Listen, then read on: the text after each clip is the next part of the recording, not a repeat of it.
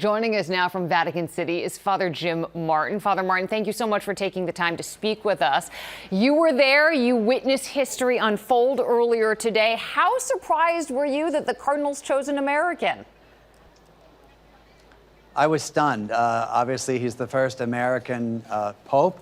I know him slightly from being with him at the Synod a couple of months ago. He's very kind, down to earth, humble, reserved, modest, decisive, a hard worker, and a good manager, too. So it's really, I think he's the perfect choice. Tell me how much you think it played in the fact that he was part of the team that was helping to select the bishops and that ended up being cardinals, that ended up in many cases being their first time voting on a pope, that he was so well known among the many of the new cardinals that were there. What kind of a role do you think that played in his choice? I think that's a very good question and a very good point. As the head of the dicastery for bishops, he was in charge, as you say, of choosing bishops, so he knew a lot of the new cardinals. But it's a very respected position in the Vatican, one of the most important positions to choose new bishops for dioceses. Also, he had spent a lot of time in Peru. He speaks flawless Spanish. We heard him speaking Spanish a little, perfect Italian. So he's well known to people. He was seen as the least American of the American bishops, so kind of more of an international person. Really a perfect skill set, if you will. How would you, how do you think his leadership will differ from Pope Francis? We're hearing already from Catholics here who were outside of St. Patrick's Cathedral earlier, wondering what his priorities will be.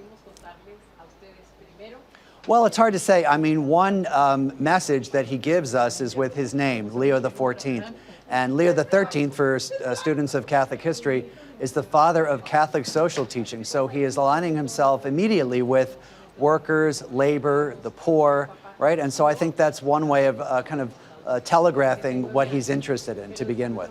You know, everyone is now poring over his past words, his past interviews, anything he's posted on social media. And of course, right away, you come up with the controversies, whether it be how he handled sex abuse cases in the church or how he views the gay community. And then all this will say that he's been part of a smear campaign already. It's really a hot seat he's in right now. How do you think he's going to handle it all? I think he'll handle it the way he handles most things, with grace and modesty.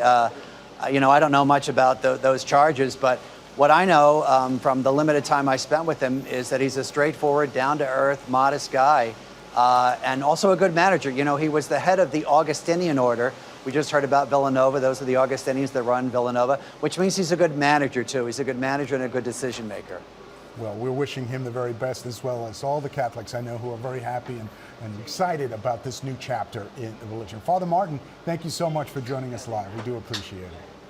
And as we My pleasure. As we take